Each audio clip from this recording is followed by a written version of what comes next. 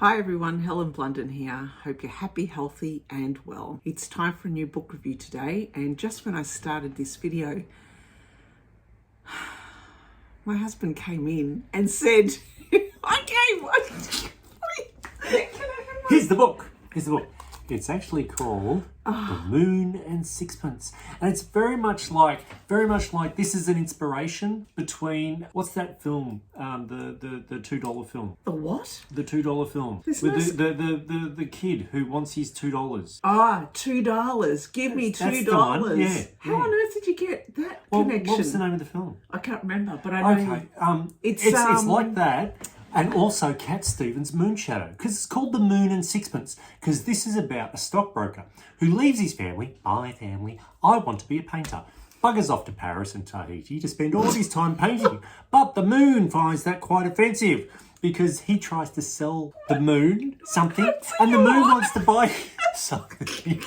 And so it's called The Moon. It's called The Moon and Sixpence. It's actually quite a good book. It's called The Moon and Sixpence. And the moon, denigrated it. it's like the painter who used to be a stockbroker who's going, I'm being followed by a moon shadow. And the moon is going, sixpence. I want my sixpence. Give me my sixpence. And he's haunted throughout the entire book. It has absolutely nothing to do with by what the you moon. just said. After my the God. sixpence. It says here, quite clearly on the back, his decisions leads to an obsession which carries severe implications. And the severe implications are the moon. What's it? Sixpence. Go. Did I get that right? No. Oh, Just okay. go. Oh God. Thank you so much for your patience, everyone.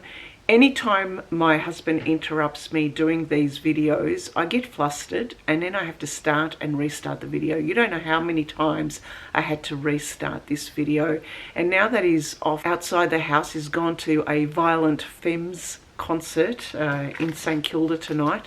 I thought perfect opportunity. Before my book club, I've got half an hour to do this, and so let's do it. So the book I'd like to talk about today is Somerset Maugham's The Moon and Sixpence. It was written in 1919, and I got this book out of the library, as you can see. Given that I hadn't read any of his books, and this one immediately jumped out to me because it is vintage. I saw the spine, and ultimately I love classics, modern classics, literature. Given that I hadn't read him before, I thought I'll have a read of this. The book is actually quite an easy read, and it's not a big read. I found myself actually looking forward to picking up this book and reading it. The subject was all about art and artist, and also genius. Thinking about different questions about what it means to be an artist, what it means to be a genius. Also thinking about why it takes someone to actually dispel convention and dispel what society expects of them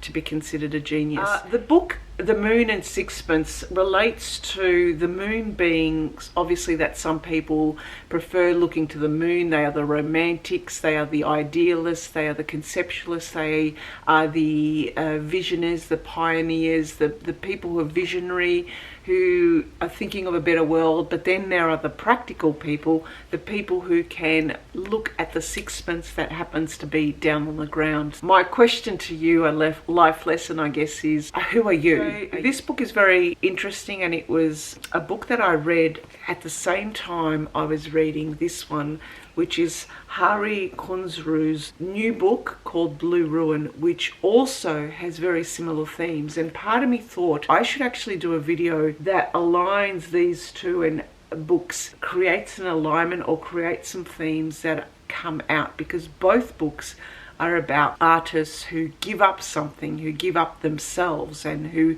dispel convention and the society's conception of art, and who do something completely different. They are people who give up a lot of the things that we take for granted: comfort, family, society expectations for their artworks. But given that I'm only about 3/4 of the way through this, and already I've got a lot of questions that I've tagged in this book, I would say these two books should be read both together at the same time because the themes are very, very similar. Now, very quickly, I'll read the blurb. It's Charles Strickland, who's an artist. He's a conventional stockbroker, though. First of all, he abandons his wife and children for Paris to go and live in Tahiti to live his life as a painter. And you might be thinking, that reminds me of someone. Yes, this story is very loosely based on Gauguin, the artist. Now, whilst Charles Strickland's betrayal of family, duty and honour gives him the freedom to achieve greatness, his decision leads to an obsession which carries severe implications. The Moon and Sixpence is at once a satiric caricature of Edwardian conventions and a vivid portrayal of the mentality of a genius. It says it's satiric, but part of me didn't feel that satire. I read it as actually quite truthful, and that might be because of, I guess, the stage of life that I'm at, where I am thinking about these kind of questions about life and what it means to dispel and let go of expectations that society have of you and the people who do this and the risks that they take. The story really is written from the point of view of a writer. He's a young man and he gets invited by Charles Strickland's wife to come to their house and meet Charles Strickland. And initially this writer really doesn't take a liking to Charles. He is just a stockbroker. He has got absolutely nothing going for him except he's got a good family, he's got a couple of children, a nice wife. He's part of society. Sometime later, his wife, Strickland's wife, calls back this writer and says to him, do something please, because Charles has run off to Paris with a floozy. Go and find the floozy, go and find him and bring him back to his senses. But what happens is the writer goes to Paris fully expecting, like we do, the reader, that he's probably shacked up with some bird in Paris. It turns out that this writer finds him in a very poor situation, in a dire situation, and he's not with anyone. He doesn't know the language, and he simply went to Paris to try and discover himself. What he does in Paris is he connects with Charles Strickland, who is quite poor, he doesn't have any money, and basically he learns that Charles has given up his family and given up his life of a conventional stockbroker to become an artist, and it's all about art for him. All he wants to do is to be left alone and to buy his paints and his brushes and to simply paint. And so he's gone to Paris with absolutely no need to return to London and return to his wife and his two children. This writer then returns back to his wife and tells the story, and they really can't believe that someone could do this. And so some years pass and he chases the life of Charles Strickland and goes to find him at different places, and he ends up in Tahiti, where he finds Strickland, but we also get introduced to another character, a Dutch artist by the name of Strove, who also knows Strickland and then tells this writer that he tried to help him some years back, but this Strickland had clearly run off with his wife and also destroyed his own life. But what we see as through the book is we don't get a lot about Strickland. Strickland comes across as someone who is a bit of a genius. Well, he's a genius in his artwork, and he's someone who's completely unconventional. He's someone who doesn't follow society rules. He doesn't care what people think. In some cases, I thought, I'm reading like he's a sociopath. He's someone who is all about his art, and he really doesn't care what other people think. He doesn't want to embed himself with society, and he really just doesn't care. He has zero emotions for anyone else. This comes across as a reader. You read this and you're in two minds. You think, shouldn't he have some emotion? Even though as an artist, shouldn't you feel compelled that you have some expectations, that you have a family behind you? People have expectations of you. However, Strickland was someone who had this overriding need to create. In some of the pages, it says here, it felt like his need to create was more like growing like a cancer in living tissues. It takes possession of the whole being. And that's why in some ways I couldn't relate to the Strickland character because we didn't get enough of him as a person, because it was all coming from a third party, from this writer's view of him. But the more you read, the more you came to understand that here was a person who really gave up comfort, who gave up the things that we value, a lot of people value in our lives. And so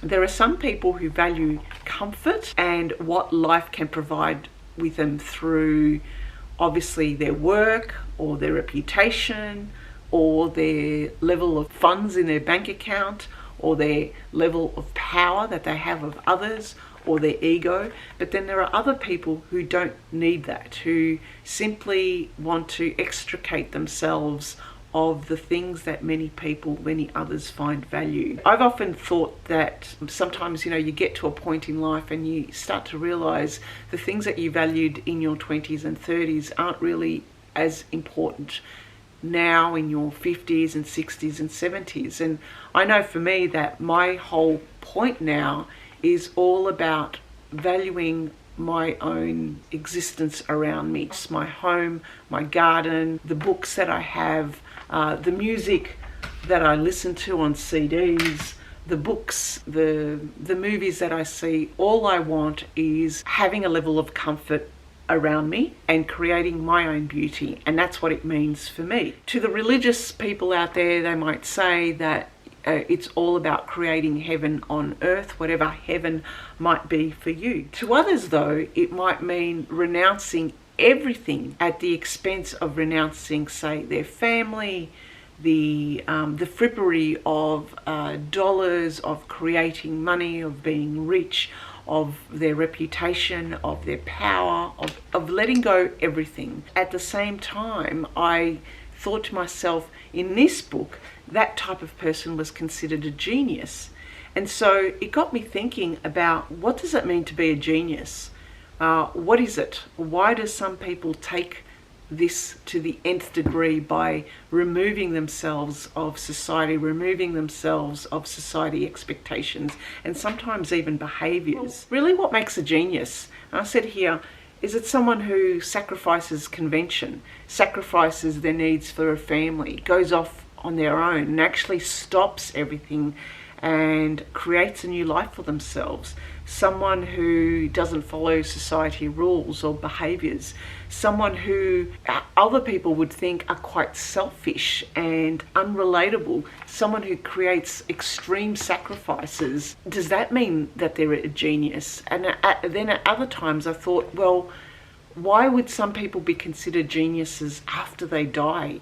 Isn't genius recognised during their time in life? And I started to think about Van Gogh, and I went to the Loom exhibition in Melbourne some years ago. I saw his beautiful artwork. Why didn't they realise his genius while this guy was alive? Why did it take after he had died for people to appreciate his paintings? Maybe true artists are people who really want to express their inner truths. They're not looking for recognition. They're not looking for acknowledgement. They're not looking for popularity, building a reputation in any way. True artists are actually people who are invisible in some way. And these same themes are actually covered in this book too. So maybe a true artist is someone who makes themselves invisible. And this same theme was covered in recent books that I reviewed, especially the one called The Friend by Sigrid Nunes. And they were talking about writers and how writers now are making themselves invisible by giving voice to other people. So I thought to myself, well, maybe a true artist, a real artist, is someone who doesn't get on social media, who doesn't share their work, who expresses and creates just purely for the benefit and the value of creativity, of creating something beautiful in whatever format that takes. Someone who is completely authentic, someone who is also unrestrained. And I thought to myself, it's really difficult to find someone like that nowadays. I mean, look at me, I'm on a camera on YouTube sharing this stuff, and so is every other person out there, artists and writers and musicians, all putting their work out on social media and being publicized. But what about the artists who don't do this? Where are they? How can we find them? Is their work at a higher value than others? The third lesson I got is the cost of following one's passion. You know, you get to a point in life where you think, especially if you're passionate and you're creative and you want to be an artist, whatever, and you think it would be so difficult because there are expectations on them. They have bills to pay, they have families to feed as well. Where do you draw the line over spending all your time in purely unrestrained, passionate creativity versus life? Is, do you want comfort or do you want greatness? Maybe in life there are people who look at the moon and desire romance and idealism and beauty in their world and create beauty. But then there are others who need to be practical and cannot give up that comfort. There's a chapter right at the end which is such a brilliant juxtaposition of these two worlds. World of an artist who gives everything to their artwork, but to not be appreciated and to not be known in the world until after their death, versus the people who live in relative comfort but also work and actually use the names and the work of this artist. And there's a chapter in the very end of the book where we return to the wife of Charles Strickland, and she starts to call herself that she's a wife of an artist. And I thought to myself, well, when you were married to the bloke, you didn't want to know him. You didn't want to actually understand more about his need to create art. And now that is gone, that is died, that he has become famous after his death, she identifies as a wife of a great artist. I think this book really showed these two different worlds, and the writer in the end really came to grips and understood where Charles Strickland was coming from, even though initially he didn't. And I think towards the end, I did too. And as I mentioned, that this book, Blue Ruin by Hari Kunzru, has exactly the same themes as this one, where we get introduced to two artists, and in this case it is an artist and a performance artist. And the performance artist, Jay, really hates the idea of having to create art to sell and for it to become part of mainstream and just how society expects artists to work, so he gives it all up. Whereas his friend doesn't and becomes rich from it. Exactly the very same themes as in this book.